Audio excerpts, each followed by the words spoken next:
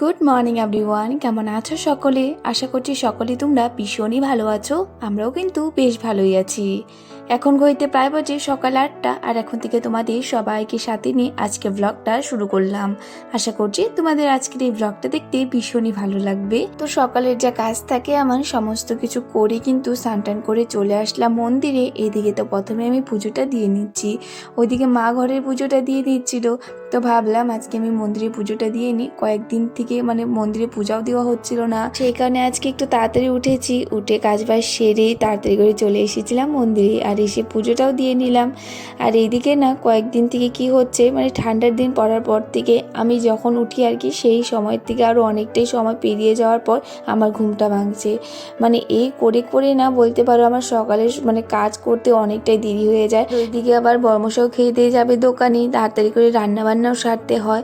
তো ওইদিকে দেখো পুজোটা দিয়েই কিন্তু আমি চলে আসলাম রান্না করে। আর এসেই আগে আমি ডালটা সোমবার দিয়ে দিলাম। তো মা না সকালে প্রেসার কুকারে ডালটা সিটি দিয়ে রেখে দিয়েছিল সেদ্ধ করে। তো এখন আমি একটু গরম করে আগে সোমবার দিয়ে দিলাম। আর এখানে করব হলো ভাজি। তো ওই যে এখানে গাজর, সিম সমস্ত কিছু সবজি দিয়ে একটা ভাজি করব, পেঁয়াজ দিয়ে করব। এই ভাজাটা না পেঁয়াজ দিয়ে খেতে বেশ ভালোই লাগে কিন্তু। তো এই যে দেখো সমস্ত সবজি কিন্তু এই যে এভাবে আর কি ভাজা করি, আমার তো ভীষণই ভালো লাগে। ভাজাটা বসিয়ে দিয়ে তারপর ঢেকে দিয়ে আমি কয়েকটা কালকের কাপড় ছিল, সেই কয়েকটা কাপড়ই আমি বের করে নিলাম।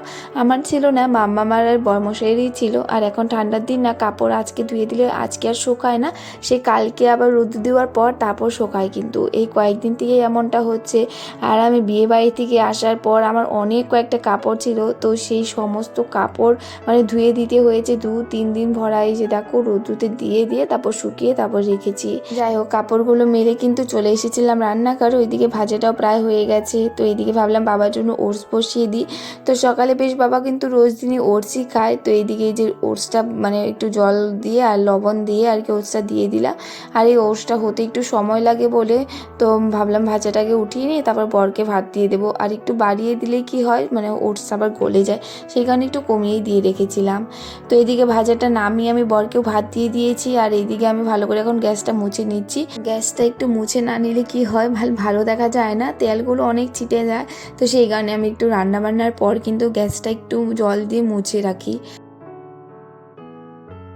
তো বরমশাই খাওয়া দাওয়া হয়ে গেছে, ওই যে এখন চলে যাবে দোকানে, তার আগে তো মাম্মামকে ডাকতেই হবে। তো এই দেখো মাম্মামকে অনেক আদর করছে। রোজ দিন মাম্মাম কি করে, ওর বাবা যদি চলে যায় মাম্মাম বলতে থাকবে বাবা চলে গেল, বাবাকে আমি আদর করতে পারলাম না। তো এই কথা বাবাকে বলেছি না কি করেছি। তো দেখো এখন উঠিয়ে রেখেই তারপরই গেল। আর এইদিকে দেখো বাবার ওটসটাও হয়ে গেছিলো, ওটসটা নামিয়ে দিয়ে আমি আগে বিছানাটা ঠিক করে নিলাম। ওইদিকে মাম্মামকেও কিন্তু মুখটা ধুয়ে দিয়েছি, মুখ টুক ধুয়ে ওকে জল টল খাইয়ে এসেছি।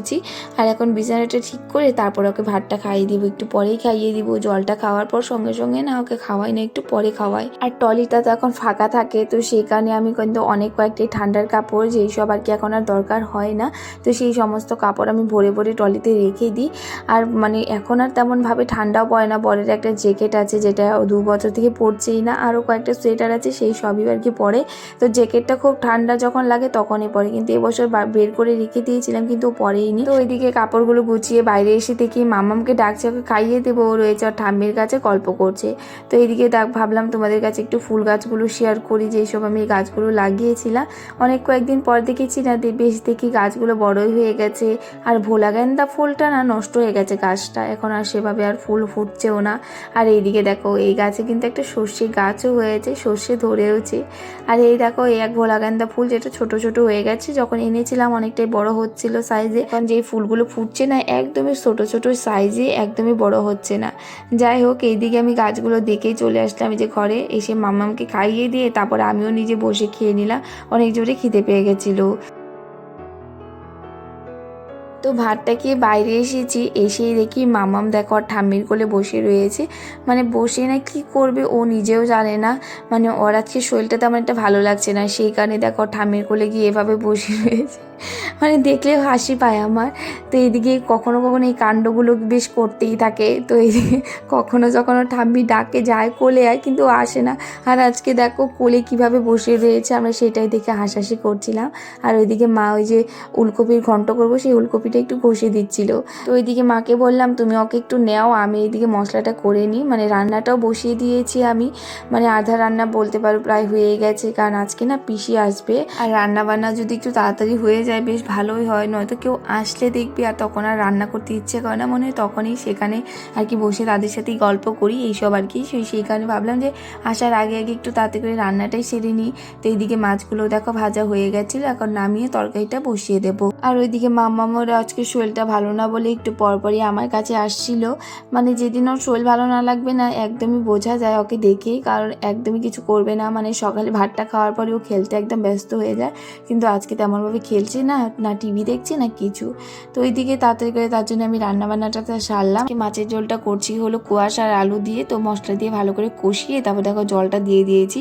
আর ওইদিকে একটা রান্না করেছি হলো ঘন্ট আর বেগুন ভাজা, আর সকালে ভাজা করেছিলাম আর ডাল করেছিলাম সেটা রয়েছে। তো এইসবই আর কি রান্নাবান্না করলাম। তো চলো আজকে ভ্লগটাও কিন্তু আমি এখানে করলাম। আজকের এই ছোটো মোটো ভ্লগটা তোমাদের কেমন লেগেছে কমেন্ট করে বলো। আজকের জন্য টাটা, রাধে রাধে, বাই।